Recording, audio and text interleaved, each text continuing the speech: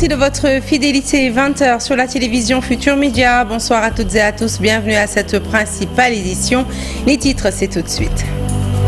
La régulation du transport de moto Jakarta, c'est ce que réclament les populations tchessoises après la mort d'un agresseur brûlé vif. La sécurité régnante dans la capitale du rail, une de leurs préoccupations majeures. Récemment limogé de la direction générale de l'ONAS, Cherdien sort de sa réserve. Il accuse le ministre de l'Assainissement d'avoir contracté 2 marchés par entente directe avec des entreprises étrangères et recommande au Premier ministre de commanditer un audit technique des marchés exécutés par l'Office national d'assainissement. La tension toujours en vigueur au sein du port autonome de Dakar après les attaques de l'intersyndicale.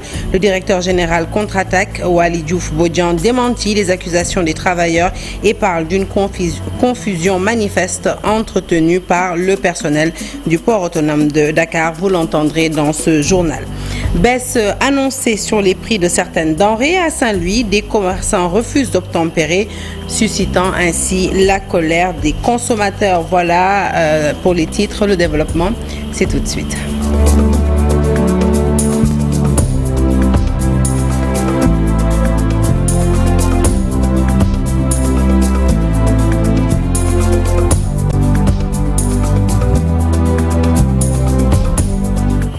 Bonsoir à toutes et à tous. Un journal que nous ouvrons tout de suite avec l'ex-directeur général de l'Office national d'assainissement qui sort du silence. Cherdien, récemment limogé de son poste, accuse le ministre de l'Assainissement, Cheikh Tidiane Dièye, d'avoir négocié avec 2 entreprises, Vicas et Delta, des marchés par entente directe. Un ministre qui marche aux ordres de ces entreprises, dit-il, en violation du Code des marchés publics.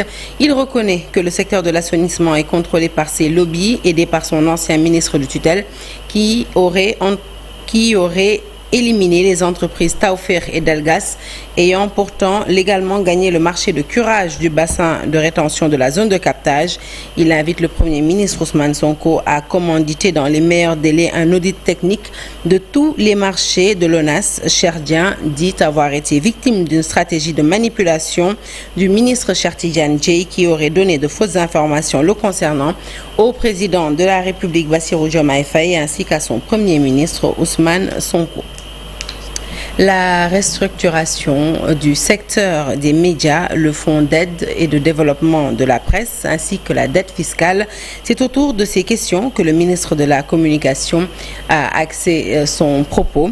Des éclairages tenus à l'occasion du lancement officiel de la plateforme de la déclaration des entreprises de presse. Le compte rendu, c'est avec Dissa Prera et Diafaraba.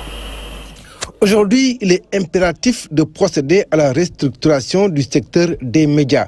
C'est la conviction du ministère de la Communication, savoir qui est qui et qui fait quoi. On l'a dit tout à l'heure, il y a un besoin de restructurer les entreprises de la presse afin de les aider, afin de les rendre plus autonomes et plus viables. Tout à l'heure, je vais vous entreprise de presse bari nañu. Il y a beaucoup d'entreprises de presse au Sénégal et l'idée est de savoir qui est qui et qui fait quoi. Car nous, ministère, sommes le premier interlocuteur de ces maisons de presse. Alors c'est notre rôle de faire en sorte que les choses se passent correctement. Pour essayer de faire en sorte de les aider à se développer. Parce que si nous avons Autre point abordé par l'autorité est relatif à la question du fonds d'aide et de développement de la presse. Sur ce point, le ministre estime que 45% de ce montant ne sont pas allés à la presse selon les critères définis. Cette aide à la presse-là, 45%, qui est quand même une somme 45% de l'aide à la presse n'est pas allée à la presse selon les règles définies. On nous dit qu'une partie de ce budget est rentrée dans le fonctionnement, une partie dans la formation. Donc nous avons bien fait de lutter avant de nous remettre à redistribuer. Ici dans ce slide, 800 millions de francs CFA. Dougoul qui entreprise de presse. Les NILI, ça a servi de fonctionnement, d'autres pour des études de formation, etc. Quant à l'épineuse question des redevances fiscales, à l'USAL, c'est voulu clair. C'est un problème qui n'a rien à voir avec la communication et le ministre de préciser que contrairement à ce que se dit, ce ne sont pas les médias publics qui en détiennent la majorité. Aussi, Aliou Sall reste ouvert pour être le relais entre les médias et les services fiscaux. La dette fiscale, pardon, l'outil bari, médias publics, etc. Après, je laisse, je pense que nous pouvons lire les graphes, pour que sa propre interprétation. Encore une fois, juste pour préciser quand même une chose hyper importante, parce que je recevoir aussi les patrons de presse. Revenez chiffre. Ce qui n'est pas conforme. Chiffre, moi, je l'ai compilé, du impôt, du sur les redevances, etc. D'autres chiffres. Vous faites que vous les contestez. Moi, je suis prêt à recevoir vos chiffres et en discuter. Mais je disais tout à l'heure, je les ai reçus le 10 juillet. Mais en tout cas, jusqu'à preuve du contraire, le Sénégalais japonais par rapport à ce qui a été dit. À la date d'aujourd'hui, on dénombre 150 sites d'information générale, 300 radios privées et communautaires, 35 chaînes de TV, 35 chaînes TNT gratuites et 50 quotidiens hebdo et mensuels de presse écrite.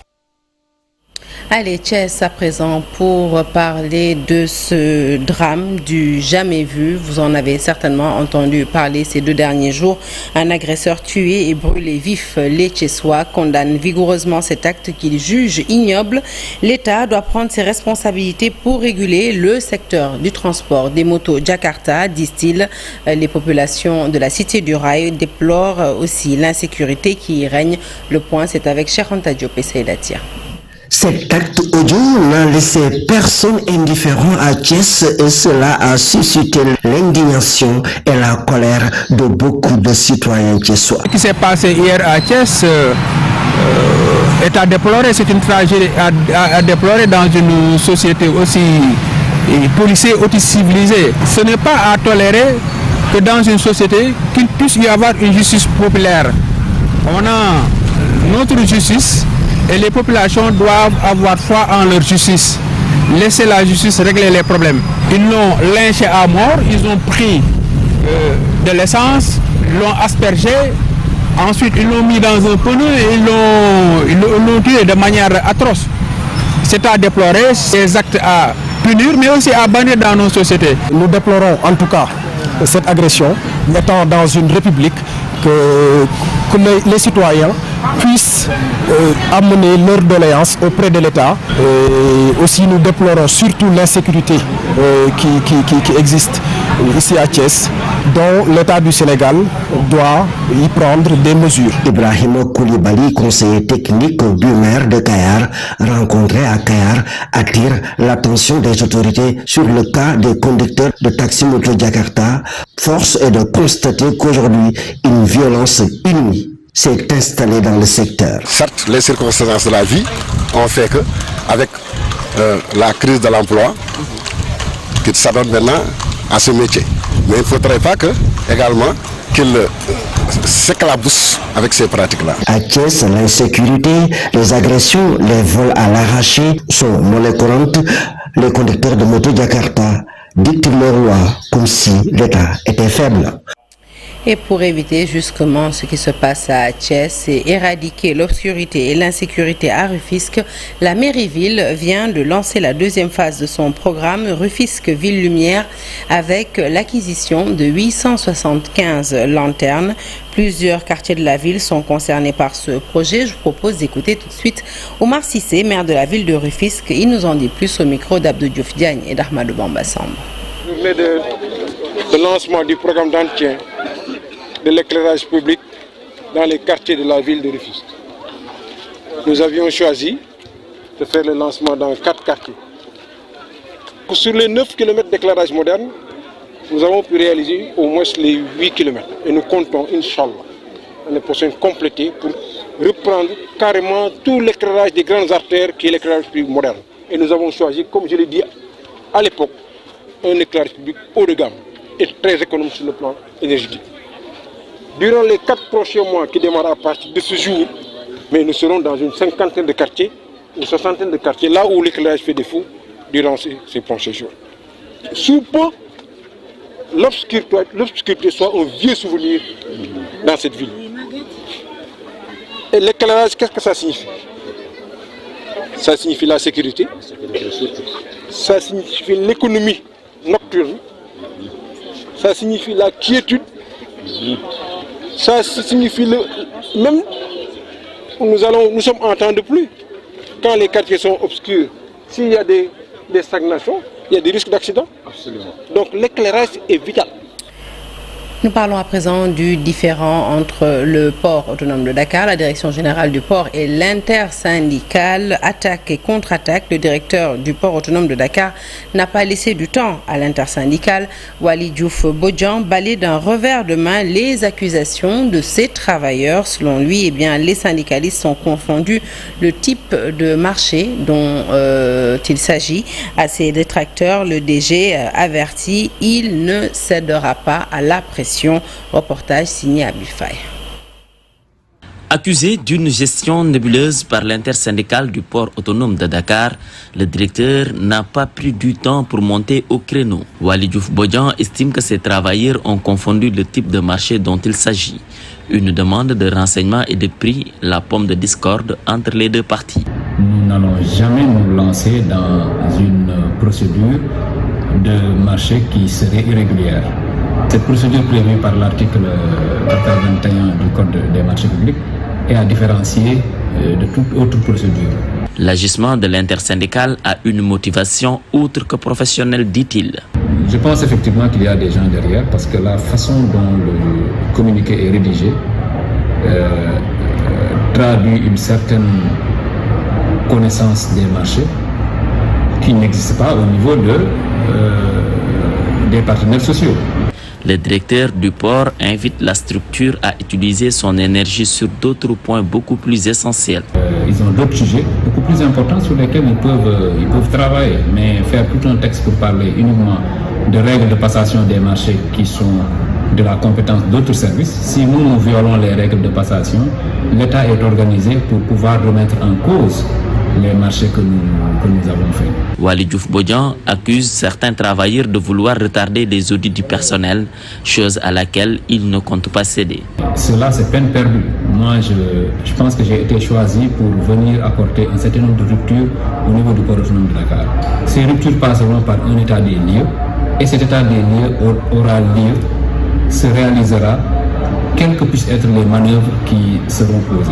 Le communiqué des syndicalistes du port autonome de Dakar fait jaser, mais le directeur se dit prêt à en découdre avec ceux qui ne seront pas en règle. Depuis son arrivée, ajoute-t-il, aucun contrat n'a été renouvelé, mais aussi aucun recrutement n'a été effectué à cause de l'audit entamé. L'intersyndicale des travailleurs des collectivités territoriales balaye d'un revers de main les déclarations faites par le ministre de tutelle, Bala Moussa Fofana. Selon les travailleurs, le problème ne se situe pas du côté de la fonction publique locale, mais plutôt de la non-application de l'augmentation générale des salaires dans la fonction publique. Ils sont plus de 12 000 agents des collectivités territoriales à revendiquer leurs droits depuis plus de 2 ans. Ils demandent au ministre d'organiser des discussions dans les meilleurs délais et d'éviter de faire dans le dilatoire afin de trouver ensemble des solutions. Le compte-rendu est signé Fatima Touré. L'intersyndicale des travailleurs des collectivités territoriales rouge de colère après les déclarations faites par son ministre de tutelle en conférence de presse. Vous savez, le ministre des collectivités territoriales a fait une sortie que nous estimons inappropriée et inopportune pour s'attaquer aux braves travailleurs des collectivités territoriales que nous sommes. En profanant des menaces, et ça, c'est pas sa posture. Quand le ministre se permet de menacer les gens pour dire qu'ils n'ont pas... Il estime que les grèves des travailleurs des collectivités territoriales étaient une grève illégitime. Là, il y a des questions à se poser. Ces revendications sont plus que légitimes, estime l'intersyndicale des travailleurs des collectivités territoriales qui invoque l'augmentation générale de salaire dans la fonction publique. Il estime que les agents sont dans le droit, le ministre, lui, dans le dilatoire. Nous avions 3 points qui nous concernaient. C'est-à-dire, le premier point, c'était le relèvement du point indiciaire. Le deuxième point, c'était la revalorisation généralisée des salaires, l'augmentation généralisée des salaires par hiérarchie. Et le troisième point qui nous concernait, c'était la hausse des primes allouées au personnel qui officie dans les structures de santé des collectivités territoriales. Donc, voilà le problème qui s'est posé. Mais maintenant, lui, quand il nous parle de fonction publique locale, c'est parce qu'il veut divertir les gens. Nous n'avons rien à voir avec la fonction publique locale parce que tous les corps de métier dans ce pays-là ont bénéficié de ces augmentations, même le privé. Que le ministre comprenne que le droit de grève est un droit consacré par notre Constitution. Les travailleurs ont le plein droit, s'ils estiment que leurs droits sont bafoués, d'aller en grève. Les grévistes se disent toutefois ouverts au dialogue pour une solution à leurs problèmes. Donc nous disons au ministre qu'il se retienne, qu'il comprenne que le Sénégal est un pays de dialogue. Lui, à la place d'une conférence de presse qu'il a tenue, il devait justement appeler les gens à la table de négociation. D'autant plus que nous avons formulé des demandes de rencontre. Mais bien sûr que nous sommes prêts à le rencontrer s'il le veut bien. Même aujourd'hui, s'il nous appelait, on allait le rencontrer parce que nous avons des arguments à faire prévaloir. Non, pas peur. Depuis plus de 2 ans, les agents des collectivités territoriales sont en grève. À couteau tiré aujourd'hui avec le ministre Balla Moussa Fofana, ces derniers disent avoir des solutions à faire valoir afin de stopper cette grève qui perdure. Accident de Kourou Mbaké, le directeur général de l'ANASER sur les lieux a invité les chauffeurs à la prudence et à la responsabilité. Atoumane Si s'est rendu hier tard dans la nuit sur le lieu de l'accident. Il a invité les conducteurs à faire le premier contrôle de leur véhicule à chaque fois qu'ils devraient prendre la route. Atoumane Si, directeur général de l'ANASER, que nous écoutons au micro de Babacar Diouf. Cette période, c'est une période qui est très achalandée sur les routes. Moi, ce que j'appelle aux chauffeurs, aux conducteurs, c'est la prudence. La prudence sur les routes. Et surtout, respecter les limites de vitesse. Donc, c'est extrêmement important. Parce que quand on respecte les limites de vitesse et respecter le code de la route, donc vraiment, nous allons pouvoir vraiment faire face aux facteurs de risque. Parce que vous savez, on est en période hivernale aussi. Donc la chaussée est souvent glissante. Et vraiment, je demande aussi aux conducteurs, surtout avant de prendre la route, de faire ce qu'on appelle une vérification visuelle de leur véhicule, en regardant les pneus. Donc c'est extrêmement important, les rétroviseurs intérieurs, extérieurs, les amortisseurs, les freins et les pare-brises aussi, parce qu'on est en période hivernale, pour que le pare-brise soit beaucoup plus dégagé. Et ça peut beaucoup aider par rapport aux facteurs de risque. Allez, nous restons avec ce sujet pour parler justement de la recrudescence des accidents de la circulation. L'ANASER, l'Agence nationale de la sécurité routière, entame une vaste campagne de contrôle des véhicules en direction de Touba. À l'entrée de Diourbel, des équipes mixtes ANASER, police et gendarmerie passent au peigne fin les véhicules et les documents à bord. Le point, toujours avec Babacar Diouf et Nongo Ndiaye. C'est comme s'ils avaient déplacé le centre de contrôle technique à l'entrée de la ville de Diourbel. Tous les véhicules sont soumis au contrôle de la gendarmerie, aidés par les agents de l'ANASER. On regarde l'état du véhicule, puisque l'état extérieur du véhicule compte. Puisque c'est là-bas que vous pouvez voir les constatations, puisque c'est un officier de police judiciaire qui constate. Il peut voir les pneus usés.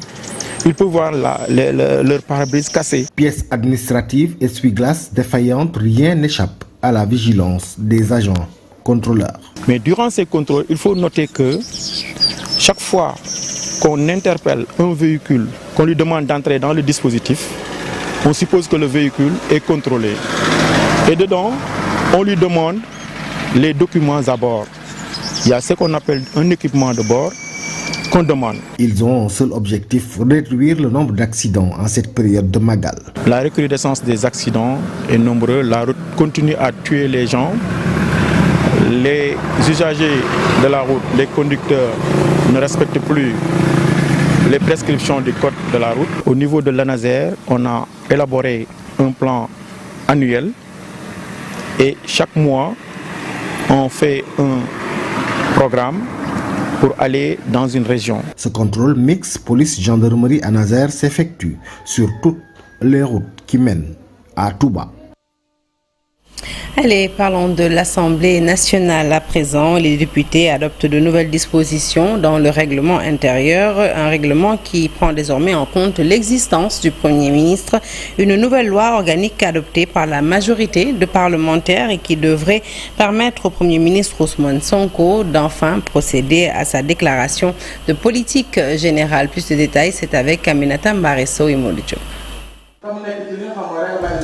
Ces parlementaires étaient convoqués en séance plénière à l'ordre du jour l'intégration de nouvelles dispositions réglementaires portant existence du poste de Premier ministre dans le règlement intérieur de l'Assemblée nationale. Une grande réussite parlementaire parce que cela fait l'objet de consensus. Vous avez vu même les débats. La majorité, pour ne pas dire la totalité des députés, ont adhéré à cette volonté de mettre à jour le règlement intérieur de l'Assemblée nationale. L'Assemblée nationale vient de confirmer à tout le moins les inquiétudes exprimées par le Premier ministre ou bien l'irrégularité du règlement intérieur qu'avait évoqué le Premier ministre et qui avait estimé qu'il n'était pas pour le moment possible légalement de venir faire sa déclaration de politique générale. À la fin des travaux, les députés ont approuvé l'intégration de nouveaux articles dans le règlement intérieur de l'Assemblée nationale. Aujourd'hui, l'Assemblée nationale vient de confirmer que le Premier ministre avait bel et bien raison et qu'il y avait urgence à réactualiser le règlement intérieur pour se conformer à la Constitution. Chers collègues, vous savez très bien qu'il y a ce qu'on appelle la hiérarchie des normes. C'était déjà la Constitution qui obligeait au Premier de venir faire sa déclaration. Il ne l'a pas fait, il s'était arc-bouté sur un règlement intérieur qui n'était pas au jour. Cela est fait aujourd'hui, espérons qu'il ne trouvera pas de superfuge ou d'échappatoire. Il passera dans l'intérêt du peuple sénégalais de nous donner le cadrage pour que nous puissions comprendre où est-ce qu'il veut nous amener. Vert donnait ainsi au Premier ministre pour la tenue de sa déclaration de politique générale. Donc ce qui a été fait, c'est un toilettage du règlement intérieur et la réintégration des dispositions concernant le Premier ministre dans le règlement intérieur. Donc là, désormais, on peut dire que le Premier ministre a eu l'existence dans notre règlement intérieur, ce qui n'était pas le cas. Un pas franchi, certes, mais pour Amadouba et Aïb Dafé, membres du groupe parlementaire Yewwi Askan Wi, des incohérences demeurent toujours dans le règlement intérieur de l'Assemblée nationale. Et il faudra impérativement et nécessairement attendre peut-être une prochaine législature pour mettre à niveau ce règlement intérieur, pour que l'Assemblée nationale soit un véritable acteur de la démocratie et opérer ainsi un véritable rééquilibrage des pouvoirs. L'adoption de nouvelles lois dans le règlement intérieur franchi, il revient maintenant au Conseil constitutionnel d'examiner le délai à fixer pour la tenue de la déclaration de politique générale du Premier ministre. Vers des perturbations dès la prochaine rentrée universitaire à Assane Seck de Ziguinchor, les étudiants brandissent la menace et promettent de bloquer les enseignements et les orientations des nouveaux bacheliers si le ministre de l'Enseignement supérieur ne respecte pas les engagements pris lors de sa visite en juin dernier au centre des revendications à l'origine de la mise en garde des étudiants, et bien la finition et la livraison du pavillon de 1000 lits, la livraison du restaurant de 750 places. Khadim Djin, coordonnateur de la coordination des étudiants de l'université Assane Seck de Ziguinchor, est avec Lamine Ba et Lamine Mandion. Nous l'écoutons. Ce qu'on a sorti hier, c'est par rapport à notre revendication, à nos revendications du moins, au niveau de l'université que vous connaissez tous. Donc le ministre est venu ici depuis le 7 juin 2024. Donc il avait pris des engagements, dont 3 engagements forts. Il a pris l'engagement de nous livrer nos chantiers PGF dans un délai de 2 mois. Il avait pris également l'engagement de nous livrer nos pavillons 1000 lits dans un délai de 2 mois. Mais également, il avait pris l'engagement de nous livrer une zone de production pour le restaurant de Diabir dans un délai de 2 mois. Donc, c'est ce qui nous a poussé à sortir le communiqué parce qu'on a vu que rien de ce qu'il avait dit n'a été respecté. Quand on s'est réunis en Assemblée générale, dont tous les délégués étaient présents, on avait pris l'engagement, notre responsabilité de sortir un communiqué et dire carrément au ministre que si rien n'est fait sur notre situation jusqu'à octobre, on va prendre nos responsabilités et quand même les étudiants, les nouveaux bacheliers qui seront orientés ne seront pas acceptés ici à l'université Assane Seck de Ziguinchor, mais également les cours au mois d'octobre seront tous bloqués. Monsieur le ministre, je pense que vous avez entendu, écouté nos doléances et vous l'avez même accepté parce que vous êtes venu ici à l'université, vous avez fait le tour de l'université, vous avez... Allez, parlons consommation. Vous l'avez sans doute remarqué, depuis le mois de juin, les prix de plusieurs denrées alimentaires ont été revus à la baisse, mais à Saint-Louis, dans les marchés, eh bien, certains commerçants n'ont pas appliqué cette mesure au grand désespoir des clients. Nos reporters se sont rendus au marché Tendigen de Saint-Louis. Le point, c'est avec Ousseynou Diop et Abib Sek. La baisse des prix de certains denrées n'est pas encore appliquée totalement dans plusieurs lieux de commerce à Saint-Louis. Au marché Tendigen, Alassane se plaint après avoir acheté une bouteille d'huile et un sac de riz à 19 000 francs CFA. Nous avons constaté que la baisse de la farine. Pour les autres produits, les prix sont les mêmes sur le marché. J'ai acheté le sac de riz à 19 000 francs CFA et l'huile à 19 000 francs CFA. Au marché de Sor, les prix ne sont pas appliqués par les gros et petits commerçants. Cette dame retrouvée devant le marché confirme. Il faut que les commerçants appliquent les nouveaux prix pour soulager les clients. Nous croyons toujours au président de la République.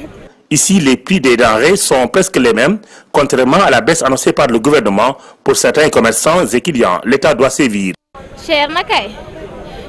Oui, je confirme que les produits coûtent très cher sur le marché.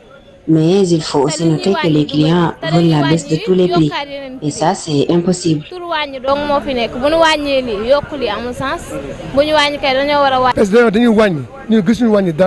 Vraiment, nous n'avons pas senti cela. Nous achetons le kilogramme du sucre à 650 francs CFA dans le marché. Et en dehors du marché, les gens achètent le kilogramme à 700 francs CFA. Après la baisse des prix des denrées alimentaires annoncée depuis le mois de juin, certains commerçants n'ont pas respecté cette mesure. Les clients demandent aux autorités locales de prendre toutes les mesures nécessaires pour le respect de ces mesures.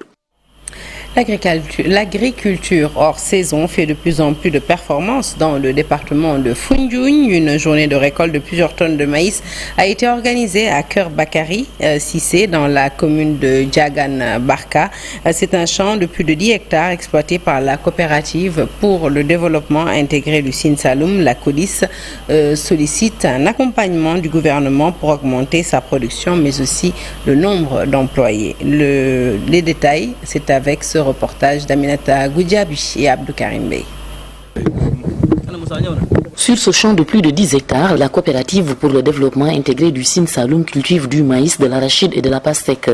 La CODIS pratique une agriculture hors saison et ce matin, elle procède à la récolte du maïs estimé à plusieurs tonnes. Nous sommes réunis aujourd'hui pour démarrer la récolte du champ de maïs de la coopérative CODIS. Une partie est arrivée à maturité pour ravitailler le marché local. On peut estimer en moyenne à environ 4 millions à l'hectare. De Foundiougne à Karang, sur le long de la route nationale, des femmes vendent du maïs grillé. La plupart se ravitaillent au champ de ces jeunes de la coopérative pour le développement intégré du Sine Saloum. Parce que les marchés locaux sont là. Il y a le Lumo de Passy, il y a Sokone, il y a Foundiougne, il y a Djilor. Tout ce que nous produisons, les revendeurs, elles sont beaucoup plus nombreuses, les dames, viennent ici même au niveau du champ. Parce que n'oublions pas que nous sommes au mois d'août. Il va falloir, on ne trouve pas du maïs. Parce qu'il y a même des Kaolokois qui viennent se ravitailler ici. Le champ se situe à Kër Bakary Cissé, un des villages de la commune de Diagane Barka.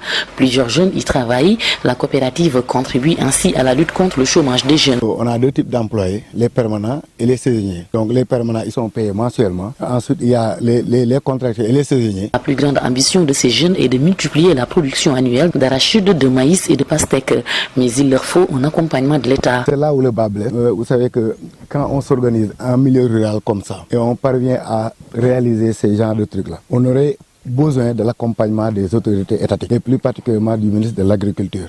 Parce que le principal problème de l'agriculture, surtout de l'agriculture aux saisons, ce sont les moyens de traction. Donc, quand je parle de moyens de traction, il faut donc qu'on abandonne, qu'on laisse l'agriculture traditionnelle. Parce que là, ce n'est pas rentable et on ne peut pas emblaver beaucoup de surface. On a besoin de tracteurs, mais on a besoin aussi d'intrants agricoles. Si on parle d'intrants agricoles, des semences de qualité, de l'engrais et de l'urée. Si on avait ces intrants-là, honnêtement, on aurait emblavé encore beaucoup plus d'espace. La coopérative pour le développement intégré du Sine Saloum compte plusieurs membres. La majorité est jeune. Elle exploite également des champs aménagés dans d'autres villages de la commune de Diagane Barka. Allez, nous parlons d'approvisionnement en oignons cette fois-ci. Pour un approvisionnement correct, l'Agence de régulation des marchés et l'interprofession oignons s'accordent sur une importation du produit afin de couvrir les provisions du Magal, mais aussi du Gamou. Ansou Mané, le directeur général de l'ARM, estime que les 34 000 tonnes déjà acquises ne suffiront pas pour un approvisionnement correct du marché. Je vous propose d'écouter. Il nous en dit plus au micro de Mamadou Fall.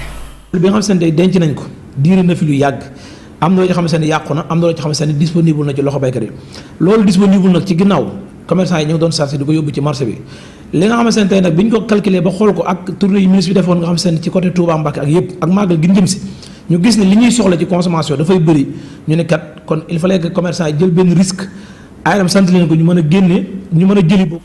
Alors c'était donc là la version Wolof, nous nous en excusons et nous n'excluons pas de vous le retransmettre, cet élément en version française cette fois-ci dans nos prochaines éditions. Allez, pour terminer, nous parlons de la commémoration des 80 ans du débarquement de Provence, un débarquement qui avait permis à la France de se libérer de l'occupation allemande. Cette victoire est due en grande partie aux soldats venus d'Afrique et qui par la suite ont été tués à Thiaroye parce que réclamant leurs droits, les associations sénégalaises pour la mémoire de ces héros se battent depuis pour redonner aux tirailleurs la place qu'ils méritent dans l'histoire, mais aussi dans nos mémoires. Reportage signé Yaïkoum Bandiaï. Lors de la commémoration du 80e anniversaire du débarquement en province le 15 août, Emmanuel Macron a de nouveau magnifié le rôle déterminant des tirailleurs sénégalais dans la libération de la France. Pas suffisant aux yeux du président de l'association Mémoire du tirailleur. On évoque la mémoire du tirailleur sénégalais. Il faut le faire avec beaucoup de retenue et avec beaucoup de respect. Car si on regarde l'histoire de ces tirailleurs, pour la plupart, qui sont passés en France, et qui sont des centaines de milliers à avoir participé aux 2 guerres mondiales. Mais ils ont subi les atrocités les plus inouïes, atrocités qu'on ne peut même pas imaginer. Difficile de connaître le nombre exact de tirailleurs massacrés à Thiaroye le 1er décembre 1944. En juillet dernier, seulement 6 d'entre eux sont reconnus morts pour la France, ce qui a choqué la présidente de l'association pour la mémoire et l'histoire des tirailleurs sénégalais. Thiaroye est une histoire extrêmement douloureuse. Il est temps aujourd'hui de réouvrir ce dossier, de travailler à ce qu'on puisse avoir vérité et justice et qu'on puisse avoir des commémorations au Sénégal à la hauteur de ce moment tragique de notre histoire. Combien sont-ils? 35, 100, 300, 400, 600. Les chiffres varient en fonction des sources. Ces tirailleurs ne sont pas morts pour la France, contrairement à leurs frères d'armes enterrés en Menton, en Hexagone. Ils ont été sauvagement exécutés par la France.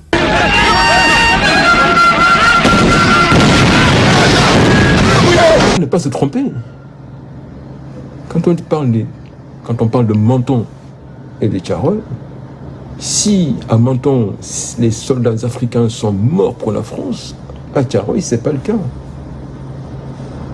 Ils ne sont pas morts au front. Ils sont morts pour avoir demandé leur solde. Ils ont été exécutés. Le dossier des tirailleurs prend une nouvelle tournure grâce à l'implication des associations sénégalaises et aussi des nouvelles autorités sénégalaises. Sur ce, le Premier ministre Ousmane Sonko a installé ce vendredi le comité de commémoration du 80e anniversaire du massacre des tirailleurs sénégalais à Thiaroye. Il est dirigé par le professeur Mamadou Diouf, historien, enseignant à la prestigieuse université Columbia de New York.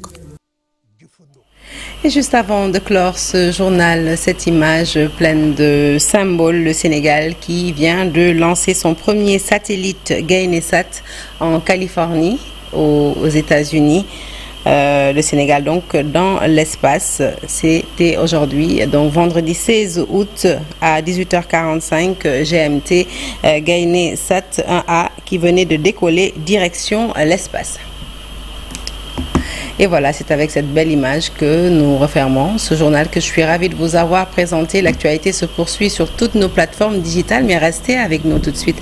La deuxième partie de Soir d'Info.